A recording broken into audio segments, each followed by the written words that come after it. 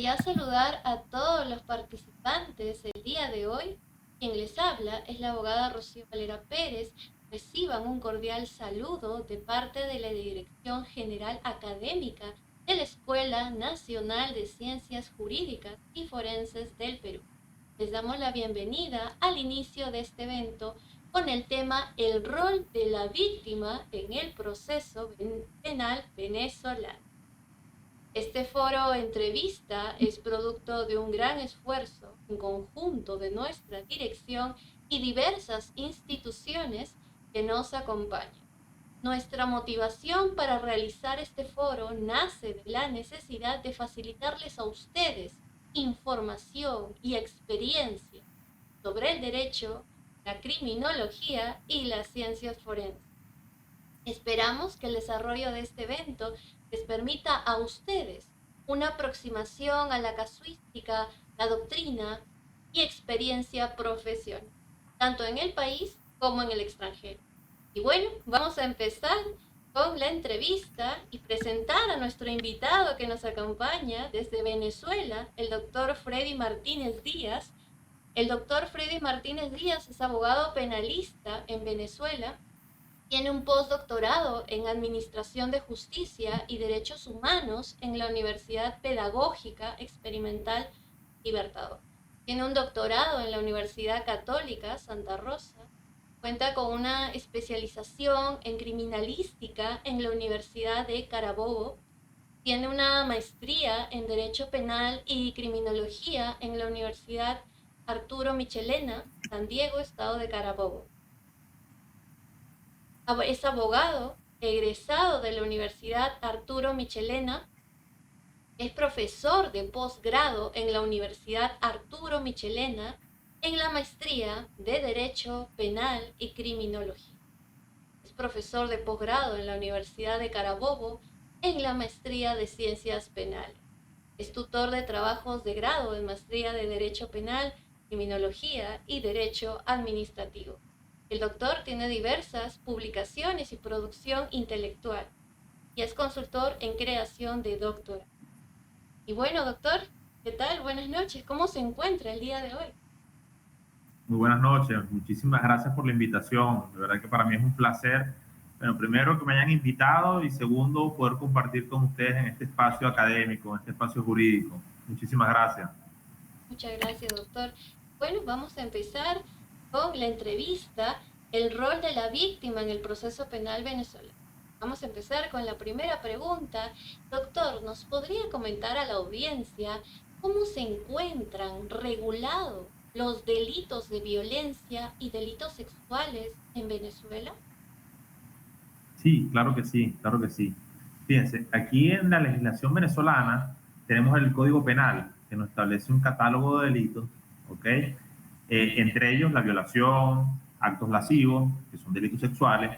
Sin embargo, también está la Ley Orgánica sobre el Derecho a las Mujeres a una vida libre de violencia, donde nos establece 25 tipos de violencia, ¿ok? Y dentro de estos 25, evidentemente también se encuentran los delitos sexuales, tales como violencia sexual, acto sexual con víctimas especialmente vulnerables, abuso sexual sin penetración, bueno, entre otros. Doctor, ¿y nos podría señalar qué tipo de modelo procesal penal tienen actualmente en la investigación criminal? Sí, aquí en Venezuela, desde el año 1998, con la entrada en vigencia del Código Orgánico Procesal Penal, entró en vigor el sistema penal acusatorio, ¿ok? Anteriormente nos regíamos bajo la ley adjetiva penal, era el Código de Enjuiciamiento Criminal, donde era un sistema inquisitivo, donde el juez investigaba, decidía, es decir, bueno, pagaba y se da el vuelto, como decimos aquí los venezolanos, ¿ok? Era escrito, vulneraba, por supuesto, el principio de imparcialidad, de equilibrio procesal, de justicia, ¿ok? Con la entrada en vigencia en el año 98 del mencionado código, entró en vigor el sistema penal acusatorio, donde se le da la titularidad de la acción penal al Ministerio Público, ¿ok? Evidentemente los delitos de acción pública. Se exceptúan los delitos de acción privada, tales como difamación, injuria. En ese caso, el código le señala o le da la potestad a la víctima de iniciar su procedimiento, pero esto es un procedimiento penal especial. Pero en principio la regla es que el titular de la acción penal es el Ministerio Público, es quien investiga, quien recaba elementos para culpar o exculpar a una determinada persona que presuntamente ha participado en un hecho delictivo. ¿Ok? Doctor, ¿y qué tipo de diligencias de investigación se realizan con las víctimas? Bueno, depende. El ABC, como toda investigación penal, lo primero que se pide es la identificación plena de los denunciados. ¿Para qué?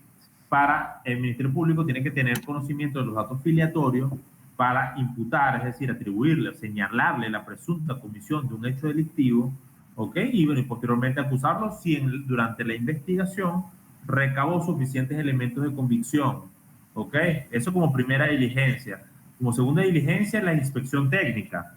Se pide por lo general con fijación fotográfica y en el lugar del suceso colectar cualquier evidencia o todas las evidencias de carácter que tengan interés criminalístico, ¿ok? Donde en esta inspección básicamente se deja constancia del lugar donde ocurrieron los hechos, ¿ok? Y bueno, evidentemente se colecta la mayor cantidad de evidencias, ¿no? Como tercera diligencia clave, pues, en todo proceso, está citar y entrevistar testigos. ¿Para qué? Para oír a viva voz, ¿ok? Lo que estas personas vieron, oyeron, ¿ok? Ahora bien, según los tipos de delitos, por ejemplo, delitos financieros, donde también evidentemente hay un de apropiación indebida, adicionalmente se pide la experticia contable para determinar el daño económico. Cuando si estamos hablando de delitos sexuales, se le solicita la medicatura forense para que el médico deje constancia si efectivamente hubo o no hubo penetración, ¿ok? Si esa penetración o ese desgarre, sea vaginal, sea anal, es de reciente data, es de vieja data, ¿ok? Colección de presunto líquido seminal para su posterior análisis en el laboratorio para determinar si efectivamente es líquido seminal, ¿ok? Colección de apéndices pilosos, colección de sustancia roja pardiza, presuntamente sangre, para su posterior análisis junto con el apéndice piloso, para analizar a ver quién estuvo allí y quién presuntamente efectuó o ejecutó ese hecho delictivo. También se solicita experticias de vaciados telefónicos, conversaciones por la plataforma WhatsApp. Aquí se utiliza muchísimo el WhatsApp, se utiliza muy poco el Telegram.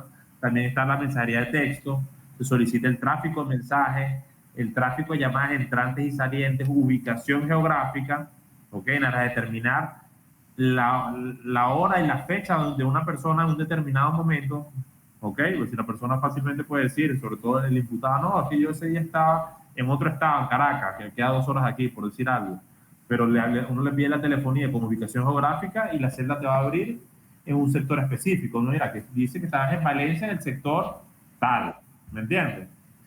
Ahora bien, cuando estamos hablando de otro tipo de delitos, por ejemplo, empresas que también son víctimas o pueden ser víctimas aquí en el proceso penal venezolano, que manejan sustancias controladas o no, se hace una experticia química para ver si efectivamente es una sustancia controlada o no lo es, ¿ok? Se pide experticia grafotécnica en caso de un forjamiento de documentos, porque el tema de la víctima no solamente, o sea, en nuestro Código Objetivo Penal nos da una definición amplia de lo que debe entenderse por víctima. Cuando hablamos de víctima es la persona quien recibe el daño de manera directa, ¿ok? Pero no solo ella. Nos establece 4 numerales, ¿ok? Entre ellos, le da la potestad o la legitimación para accionar en los delitos cuyo delito ha ocasionado la muerte a los parientes consanguíneos entre el 4º grado de consanguinidad y 2º de afinidad, ¿ok? También en el caso de los accionistas, le da facultad a los socios de cualquier hecho delictivo que tenga que ver con la empresa. Por eso pongo distintos tipos penales y las diligencias según el tipo penal, ¿no? Cuando hablamos de un homicidio, por ejemplo, que evidentemente hay una víctima que en nuestro ordenamiento jurídico se le da legitimación a los familiares entre el 4º grado de consanguinidad y 2º de afinidad, ¿ok? Se pide el reconocimiento técnico del arma de fuego, si fue con arma de fuego, o el reconocimiento técnico si fue ejecutado con un arma blanca, ¿ok? La prueba balística, ¿ok? Primero para el reconocimiento del arma de fuego y identificación de las conchas percutidas.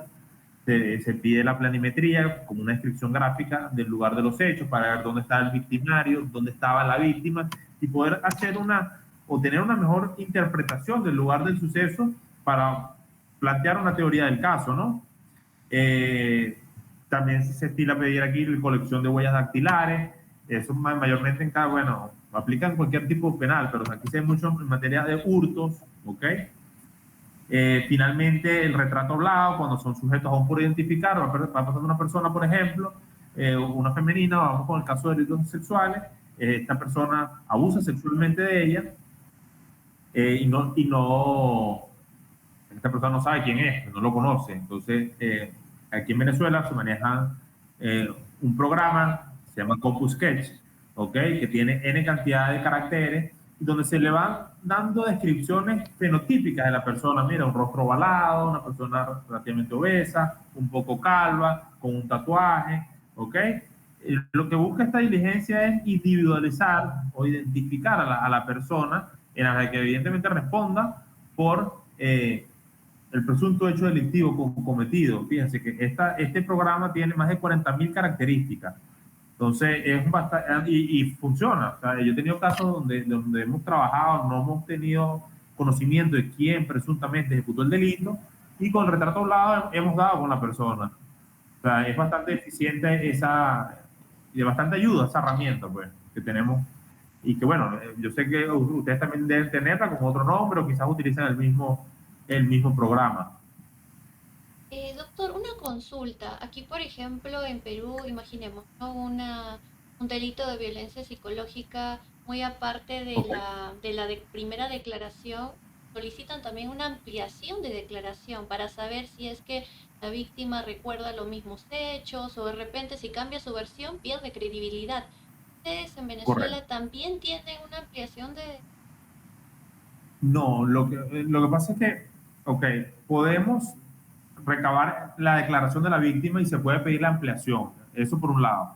Pero también en materia de violencia de género, aquí la violencia psicológica se hace una evaluación psicológica, valga la redundancia, ok, que la puede realizar tanto el Ministerio Público como titular de la acción penal, que yo no estoy de acuerdo con eso, porque si el Ministerio Público, quien representa los intereses de la víctima y quien lleva la dirección de la investigación penal, ¿verdad? Debería ser un tercero quien realice esa evaluación psicológica. Entonces, nuestro código nos da dos opciones, bien el Ministerio Público o el CENAMEF, lo que nosotros llamamos el CENAMEF, que es el Servicio Nacional de Medicina y Ciencias Forenses.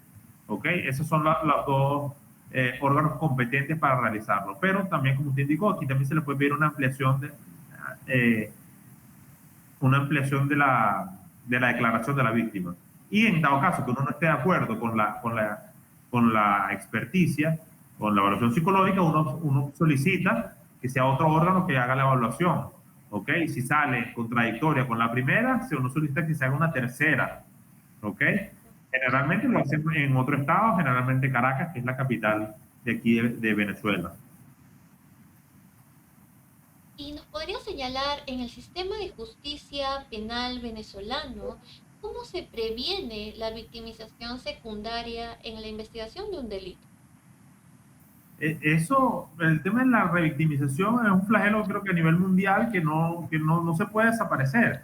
Lo que podemos es controlarlo o minimizarlo, ¿ok? Porque es que si se quiere justicia, lamentablemente la víctima va a tener que ir a denunciar, y ya la ir a denunciar se está revictimizando. Cuando vas a declarar, se está revictimizando. Cuando ves al agresor, se está revictimizando. Entonces lo que podemos es, digamos, mermar o tratar de controlar esa victimización secundaria. Entonces, ¿qué nos ofrece nuestro ordenamiento jurídico? Que, por ejemplo, la víctima puede delegar su representación al Ministerio Público, ¿ok? No va para las audiencias y, bueno, el Ministerio Público, como titular de la acción penal y representante de la víctima, la defiende o la representa. También puede delegar su representación a un abogado privado, ¿ok? A través de un poder penal especial.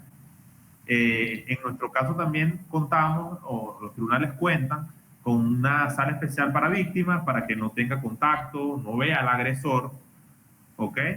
En materia de violencia de género contamos con un equipo interdisciplinario que está constituido, formado por psicólogos, médicos, entre otros especialistas, que no solo ayudan con la evaluación psicológica y física de esta víctima, sino que también ayudan a suavizar el proceso, ¿no? A acompañarla en este camino tan tortuoso, si se quiere, ¿no? O sea, cuentan con una sala de cámara GES. Correcto, Ah, correcto. correcto. Gracias, doctor. Y, doctor, ¿cuáles son los roles de los peritos forenses en medicina legal y psicología forense en la investigación con víctimas? Fíjense, bueno, el rol del perito forense siempre va a ser dar su conocimiento científico sobre un determinado hecho, ¿ok? Pues, en este caso es dejar constancia efectivamente si hubo una violencia física o una violencia psicológica. Si estamos hablando de violencia de género, como dije previamente, lo determina bien tanto o el psicólogo del Ministerio Público o el psicólogo del Servicio Nacional de Medicina y Ciencias Forenses, el CENAMED, o incluso también el del CICPC, que es el Cuerpo de Investigaciones Científicas, Penales y Criminalísticas. También tiene un psicólogo allí. Cuando hablamos de penal ordinario, cuando hago referencia, alusión a penal ordinario, son todos delitos comunes, todos los demás delitos, excluyendo los delitos de materia de violencia de género. En este caso también es en aras de determinar, sobre todo en caso de lesiones, el tipo de lesión, el tiempo de curación, porque el tiempo de curación me va a dar a mí qué tipo de lesión es, si es levísima, si es leve, si es menos grave, si es grave o gravísima.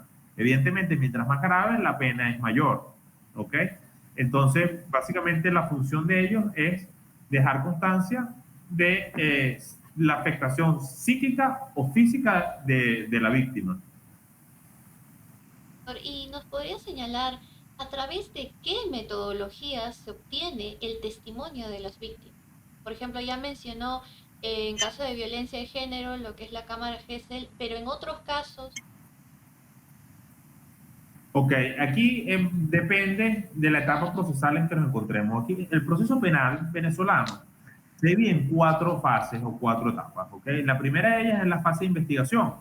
En la fase de investigación se da inicio al proceso penal y se recaban elementos de convicción, ¿ok? O una vez recabados suficientes y serios elementos, se va a proceder a cerrar la investigación de 3 maneras. Acusación cuando hay serios y fundados elementos, sobreseimiento cuando no logran recabar elementos de convicción, cuando el hecho punible no se le puede atribuir a una determinada persona o cuando el hecho no reviste carácter penal, ¿ok? O un archivo fiscal, que es cuando, bueno, sí tengo algunas pruebas, pero no lo suficiente como para acusarlo, entonces simplemente vamos a archivarlo. Entonces, en esta primera fase de investigación podemos obtener el testimonio de la víctima, uno en la denuncia, como modo de acción penal, 2, a través de actas de entrevista realizadas bien por el Ministerio Público o bien por el órgano policial, ¿ok? También en la audiencia de imputación se le da el derecho de palabra a la víctima para que goce, para que exprese lo que bien tenga que decir, ¿ok? El proceso penal tiene una segunda fase, que es la fase intermedia. En esta fase ya hubo una acusación previa, es decir, Ministerio Público, incluso la víctima pudieron interponer su acusación fiscal y acusación particular, respectivamente, porque tienen suficientes y serios elementos de convicción. Entonces se abre la segunda fase, que es la fase intermedia. En esta segunda fase, la víctima también puede declarar en esa audiencia, esto en concordancia con el artículo 49 constitucional, que nos establece el debido proceso de toda persona puede ser o debe ser oída en cualquier estado y grado de la causa. ¿Qué busca en esta fase intermedia? Depurar el proceso, que se vaya al juicio lo más limpio posible, los medios de prueba idóneos, los medios de prueba pertinentes, necesarios, útiles, ¿ok? Que se vaya con la calificación jurídica adecuada, ¿ok? Eso es lo que busca, o esa es la finalidad de esta segunda fase. Luego tenemos la fase de juicio, donde también en esta audiencia, en cualquier parte, porque esta audiencia no se hace en un solo día, ¿ok? Como otras materias. Por ejemplo, en materia laboral hay juicios que se pueden realizar en un día perfectamente. Aquí hay una estructura que es el acto de apertura, luego viene la recepción de las pruebas, evacuación de las pruebas, primero se va con los expertos, luego los testigos, finalmente las documentales, ¿ok? Entonces, en cualquier momento, en cualquier audiencia que la víctima quiera declarar, puede hacerlo. No obstante, en segunda instancia, en la audiencia ante la Corte de Apelaciones, que es el juez de alzada, es un tribunal colegiado aquí en Venezuela, ¿ok? Constituido, compuesto por 3 magistrados, también la víctima puede declarar en ese momento, ¿ok? Entonces, esos son digamos, eh, los métodos que se puede recabar el testimonio de la víctima en en las distintas etapas del proceso penal. Gracias, doctor, por ser tan ilustrativo. Y nos gustaría saber qué rol tiene la víctima dentro del proceso penal, es decir, qué es lo que se busca garantizar. Ok, fíjense, es interesante esa pregunta y muy prudente, porque con la entrada en vigencia del Código Orgánico Procesal Penal, entre los objetivos del proceso penal está nada más y nada menos que la protección a la víctima y la reparación del daño.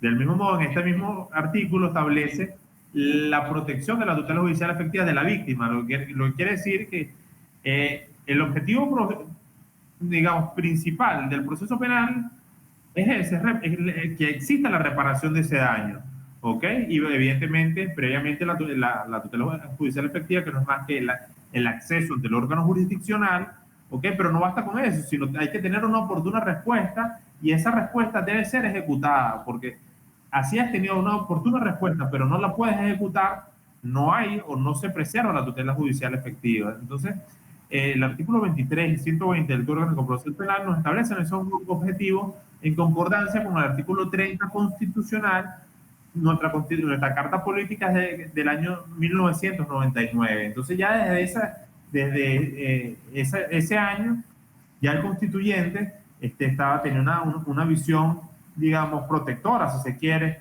con respecto a la víctima. ¿Ok? Ahora bien, ¿cómo puede intervenir la víctima en el proceso penal? Puede de 2 maneras. Puede ser una intervención pasiva, cuando delega su representación ante el Ministerio Público o ante su abogado privado, ¿ok? O puede tener una intervención activa. ¿Cuándo tiene una intervención activa? Cuando se querella, ¿ok? La querella es un modo de inicio de acción penal que no es más que un escrito formal presentado ante el juez de control que debe cumplir con unos requisitos de forma, ¿ok? Una vez admitida este escrito, la víctima tiene cualidad de parte querellante, lo que significa que puede actuar activamente en el proceso, puede repreguntar a testigos, controlar los medios probatorios, ¿ok? Porque el tema está en que si no está querellada, no puede actuar de manera activa, así lo ha dicho la Sala Constitucional y la Sala de Casación Penal, ¿ok? O hay otras maneras de querellarse, que es cuando te querellas para iniciar el inicio de la acción penal y posteriormente presentas tu acusación particular cuando en la investigación recabaste suficientes elementos de convicción. Otra manera es querellarte, ¿ok?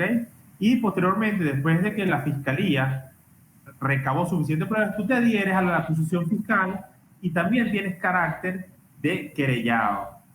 Existe también un procedimiento penal especial de los delitos de instancia de parte agraviada, tales como la difamación, tales como la injuria, tales como las amenazas, donde la víctima presenta una acusación privada, que es un escrito formal, pero directamente ante el juez de juicio.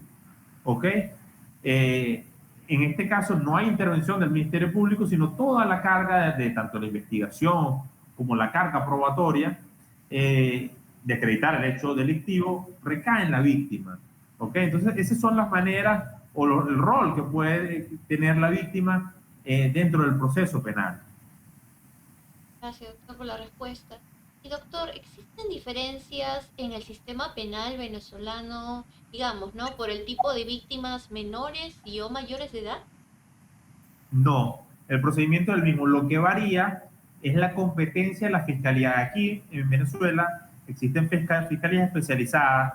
Una de ellas es en materia de cuando son víctimas menores de edad. ¿Ok? Son fiscalías que únicamente conocen de esa materia, así como hay otras que conocen solamente homicidio, otras conocen extorsión y secuestro, otras conocen delitos comunes, robo, hurto, estafa, etcétera. ¿Ok? En este caso, cuando hablamos de víctimas menores de edad, son fiscalías especializadas, pero el procedimiento es el mismo. Excelente. Doctor, me informan que han llegado preguntas de la audiencia, son 2. A ver, vamos a empezar con la primera pregunta de la audiencia. ¿Cuáles ¿Ok? son las mejoras que se han realizado dentro de la evolución del derecho venezolano? Bien, bueno, con la entrada en vigencia del Código Orgánico Procesal Penal en el año 98, que superamos un sistema penal inquisitivo por un sistema penal acusatorio, ok, bueno, el avance fue muy palpable y muy garantista, ¿no? No obstante, el COP ha tenido una cantidad de reformas, hubo una reforma en el 2000, 2002, 2006, 2009, 2012 y 2021. Y lo interesante es que en toda y cada una de esas reformas, doctora, ha ampliado o ha mejorado la condición o lo referente a la víctima, ¿ok? Ha ampliado el concepto de víctima, ha ampliado los derechos de la víctima, ha ampliado las facultades de la víctima, y bueno, eso me parece muy positivo en materia de victimología o en materia de víctima. Bueno. Entonces sí, evidentemente han habido avances interesantes. Gracias. Y bueno, la última pregunta de la audiencia nos dice, ¿la víctima en el sistema de justicia venezolano tiene algunos derechos a ser asistida en el ámbito de la salud social y psicológico en delitos de violencia y o crímenes sexuales? Sí, de hecho, en materia de violencia de género, como indiqué previamente, contamos con un equipo interdisciplinario constituido por médicos, psicólogos y otro tipo de expertos que, como dije previamente, no solo van a dejar constancia de la afectación psíquica o física de esta persona, sino que hay un acompañamiento para que le sea un poco más llevadero, ¿no? Este proceso penal que no es para nada agradable y para quien lo está afrontando, ni para la víctima ni para el victimario. Doctor, para terminar esta interesante entrevista y cerrar este tema, nos gustaría saber cuáles son sus principales retos en el sistema de justicia en Venezuela. Nos gustaría saber su opinión. Bueno, a mí me gustaría mucho la masificación de las tecnologías de información y comunicación en el proceso penal. Incluso mi tesis doctoral fue eso, fue de hablar sobre la aplicación de estas tecnologías de información y comunicación en el proceso penal. Hablo de masificar, es porque ya las tenemos contempladas en nuestro Código Orgánico Procesal Penal, donde hacemos audiencias telemáticas, donde hacemos citaciones o notificaciones vía telefónica, vía correo electrónico, ¿ok? Pero yo digo masificarles porque no hay tantos, digamos, equipos o infraestructura tanto para ello. A eso me refiero con masificarla y ampliarla en cada fase del proceso. Por ejemplo, con la reforma del 2021 del Código Orgánico Procesal Penal, le da la facultad o la potestad a la víctima de violación de derechos humanos de recibir la denuncia a través de las tecnologías de información en cualquier embajada donde se encuentre. Entonces, una de las propuestas doctorales mías fue, pero ¿por qué circunscribirlo o delimitarlo única y exclusivamente a violación de derechos humanos? ¿Por qué no a cualquier tipo penal? Porque es que la víctima en definitiva es víctima, sea cual fuera el delito. ¿Sí me explico? ¿Ok? Otro de los retos, si se quiere, que también lo tenemos en resoluciones del Tribunal Supremo de Justicia como nuestro máximo tribunal, son el tema de los expedientes electrónicos. ¿Ok? Que se cumpla en el sentido de que todo y cada una de las causas tenga su expediente electrónico, donde se pueda verificar el expediente desde la firma del despacho, no tener que trasladarnos ante o a los tribunales penales, ¿ok? A verificar una fecha de audiencia, por ejemplo, donde estamos en el año 2024. O sea, ¿cómo es posible que a estas alturas todavía no contemos con un sistema donde podamos presentar un escrito a distancia o verificar, si se quiere, una fecha de audiencia a distancia? Por ejemplo, en materia de casación, conoce únicamente nuestro máximo tribunal, que es el Tribunal Supremo de Justicia. ¿Okay? Ellos contaban con un sistema donde uno se ingresaba, uno colocaba el IMPRE, que es el número de identificación de abogados aquí en Venezuela, y ahí te aparecía el tema de las audiencias. Sin embargo, hubo unos inconvenientes con el sistema y a la fecha no se puede hacer esa verificación. Es decir, que hay que trasladarse. Yo, por ejemplo, estoy a 2 horas de Caracas, pero hay otros estados que están a 9 horas, 12 horas, 14 horas o más. ¿Sí me entiende? Entonces es un tema de que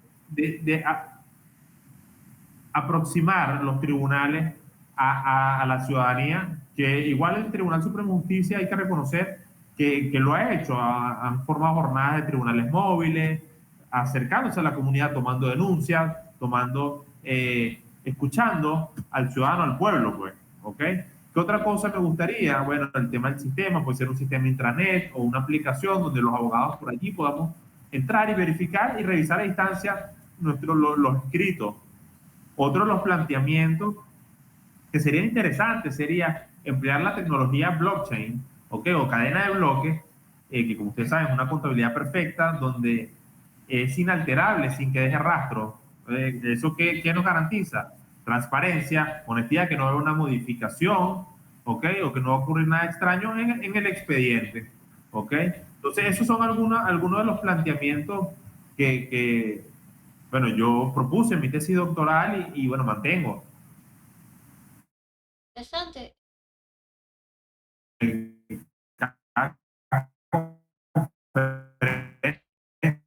Doctor,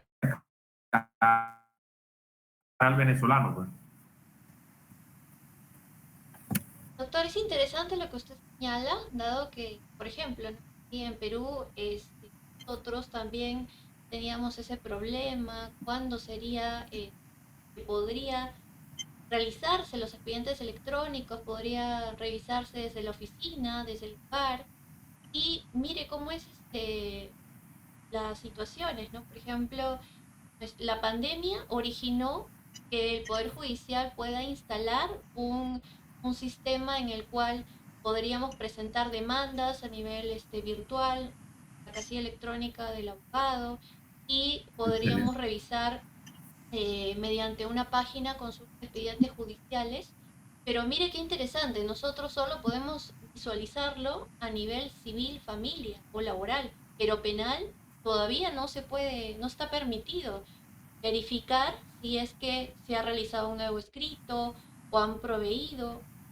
Entonces es un poco dificultoso porque a veces nosotros tenemos, los abogados tenemos que apersonarnos para tener Tal cual. conocimiento, ajá, para tener conocimiento si es que ha habido, si el escrito se ha prohibido, se ha trasladado a la otra parte, o de repente ya se acerca una audiencia, entonces es un poco dificultoso, ¿no? A nivel penal, pero a nivel civil, familia, laboral, sí podemos Qué revisar lo que bien. es los escritos, las audiencias, ¿no? Pero Qué a nivel bueno. penal todavía tenemos que realizar audiencias presenciales, ¿no? Todavía no nos permiten las virtuales, entonces todavía estamos ahí en ese camino de seguir progresando, ¿no? Todavía estamos... Sí, esa es la idea. Y siempre ir avanzando. Aquí igualmente, a raíz de la pandemia, se comenzaron a emplear, a masificar los medios telemáticos, ¿okay? En materia, por ejemplo, en materia civil, uno consignaba las demandas, las diligencias vía correo electrónico, ¿okay? Al correo electrónico oficial del tribunal, y luego ellos indicaban el día en que ibas a ir para entregar el físico, por ejemplo. Sin embargo, no podíamos visualizar el expediente como tal, lamentablemente. Anteriormente contábamos los tribunales que estaban constituidos como circuito, contaba con un sistema denominado Yuri 2000, donde allí uno simplemente con la cédula de la persona ubicaba el expediente, el tribunal y veía todas las actuaciones. Era una maravilla ese sistema.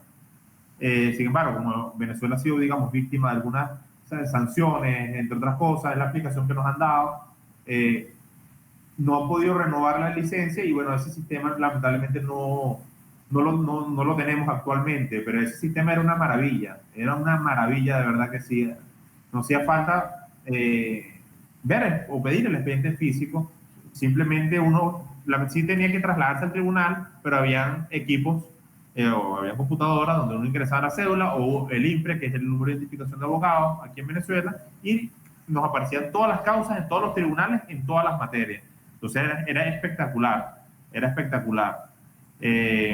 A raíz de la pandemia también se comenzó a emplear el tema de las audiencias telemáticas, en materia penal, sobre todo cuando, por ejemplo, el imputado se encuentra detenido en otro estado, a 2 horas, 4 horas, 6 horas, 8 horas, ¿ok? Se hace la audiencia telemática a través de las tecnologías de información, ¿ok? Así, estilo videoconferencia, y se hace la audiencia que permite el avance del proceso, se resguarda la tutela judicial efectiva, se preserva el debido proceso, entre otras garantías constitucionales.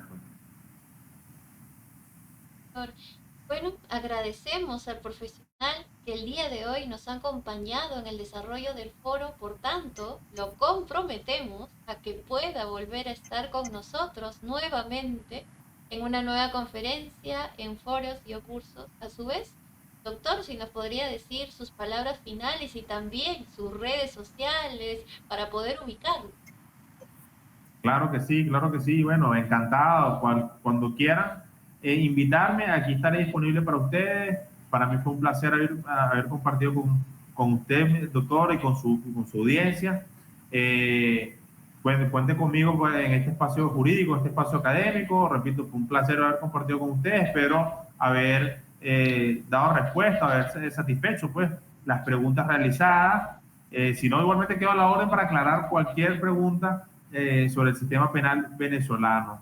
En cuanto a mis redes sociales, mi Instagram es @abogado Freddy Martínez, Freddy con una sola D y ¿ok? Mi ex es abogado Freddy M. ¿Qué otra red social manejo?